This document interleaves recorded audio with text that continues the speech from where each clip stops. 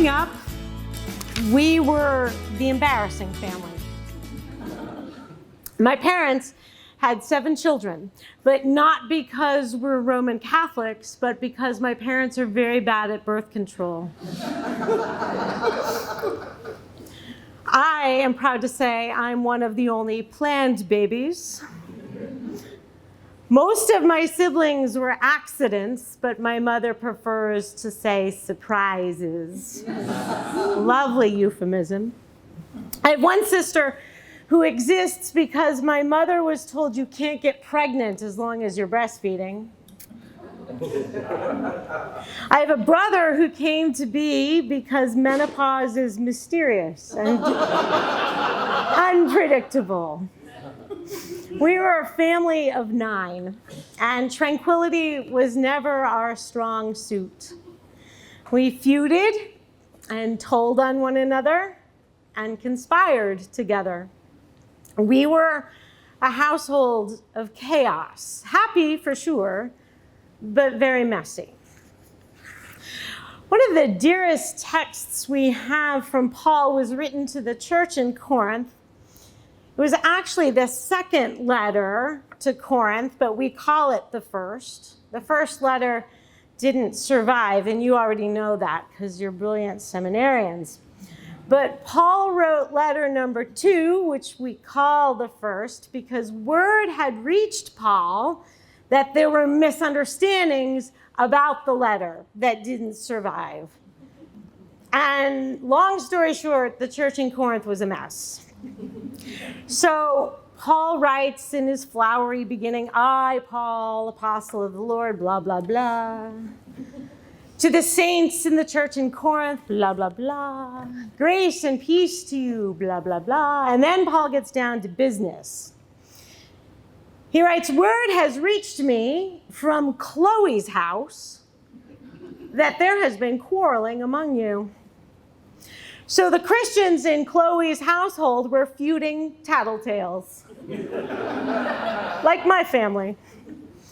Chloe gets only one mention in the Bible and not ever in the lectionary on a Sunday. She was the homeowner and presumed leader of the church in Corinth, the church that was such a mess that Paul tried to manage them from afar. Chloe probably had money and influence. She was likely married, although Mr. Chloe doesn't get a mention. But Chloe's people, they're the ones who are at the center of the drama. Chloe is what we call, it's a technical term, the HBIC, the head bitch in charge. And the place was a mess. So I, too, am the HBIC in my own parish. Sometimes we're a mess, and sometimes not. And that's true in your church, too, I imagine.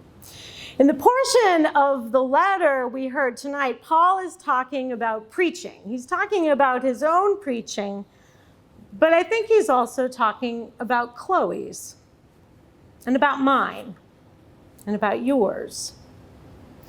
If I proclaim the gospel, this gives me no ground for boasting, for an obligation is laid on me, and woe to me if I do not proclaim the gospel. Paul goes on to explain that he'll try anything to reach people where they are. He'll eat gefilte fish with the Jews and tzatziki with the Greeks. He'll keep Sabbath ritual with churchy people and play poker with non-churchy people. All things to all people so that some people might come to know Jesus. To Chloe's household, Paul writes, an obligation is laid on me, and woe to me if I do not proclaim the gospel. Paul says that he has to preach. Paul would preach even if no one asked. And frankly, for much of his career, no one did. Preaching for Paul was mandatory, all in hopes that some might be saved. Saving all was not on the table, not even for the legendary Paul. just some. Ministry can be incredibly seductive, and you don't need me to tell you that.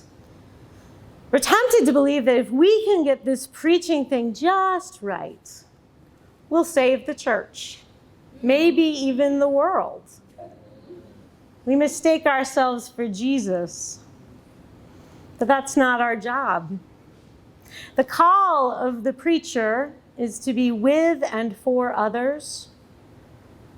The call of the preacher is to stand in our own brokenness, using the unique voice that is ours in front of a whole bunch of other broken people and preach the word of the Lord. And in so doing, we risk being misunderstood or saying the wrong thing or being loved by creepy people or being hated by the people whose approval we secretly crave. Mostly, I want to share with you that when we do this, we risk leading a messy, chaotic household like Chloe's. But that's the job. Show up and preach, no matter the circumstances. Preach to all, and some will hear. And the some, those are the ones that God is going to use to save the church, not you. Your job is to preach to all so that God can use some. That's the humbling part of what we do. We pour ourselves out so that absolutely anyone could watch and hear us, trusting that the word will land on all and may take root in some. And some is where God does her best work.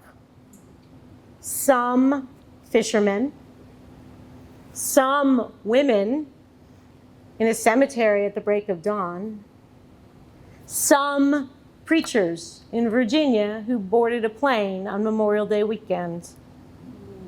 Preachers who must preach because an obligation is laid on you. I wonder what Chloe thought when she got this letter from Paul. She had to feel some responsibility for this mess. I feel responsible when my people are in a mess. I mean, it was her house. These are her people. But I hope she was gentle with herself, or I hope that she had a best friend like I have, who gets angry with people on my behalf and then orders me a pizza. When I meet Chloe in heaven, I want to ask her what it was like to be one of the first to lead a messy church. I suspect she'll tell me that it really is okay in the end because saving the church was never her job.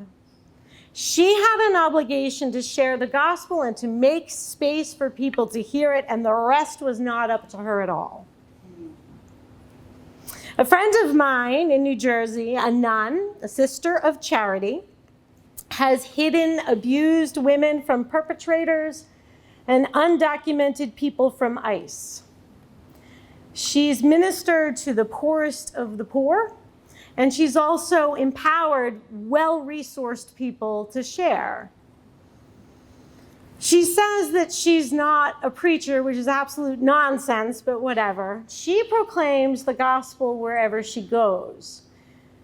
And whenever I am discouraged about the state of the church, she meets me in a diner in New Jersey, because New Jersey is filled with diners.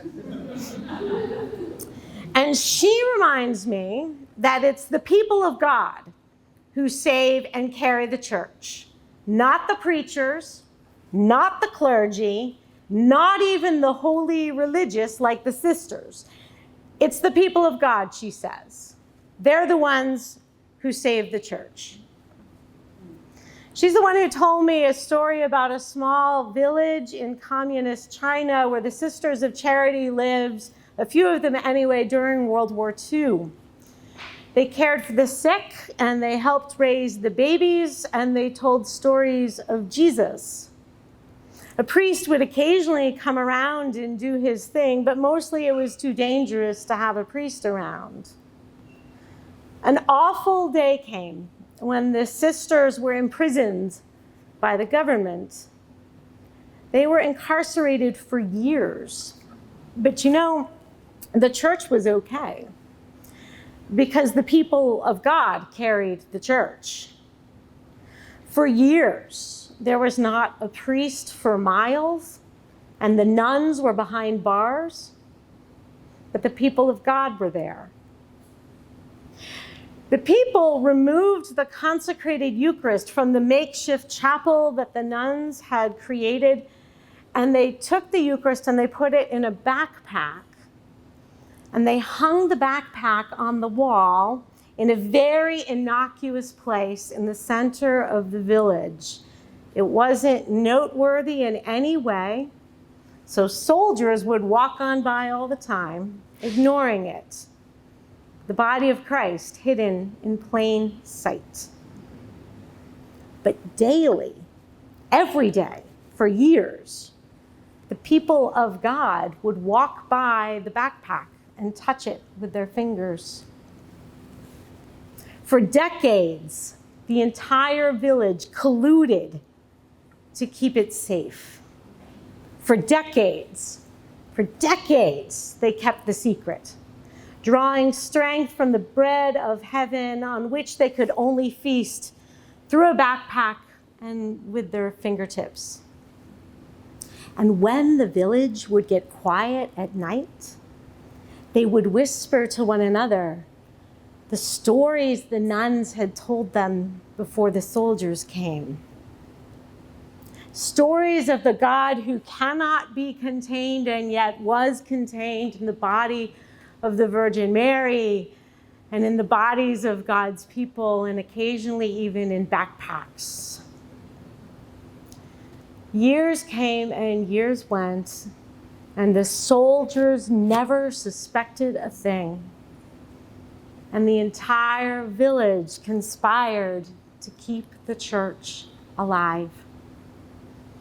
The people of God carried the church, exactly like they're doing now, staffing food pantries and quietly taking turns holding the hands of people who are dying and bringing casseroles to people who are too grief-stricken to cook. The people of God, they're going to save us, and they're going to save the church. The people of God do this because a preacher once told them the impossibly good news that Jesus is very much alive and very much at work. An obligation is laid on us preachers, and so we do our best, knowing it's imperfect and knowing that only some will hear what we're trying to say, and knowing deep in our bones that we can't save the church, never mind the world.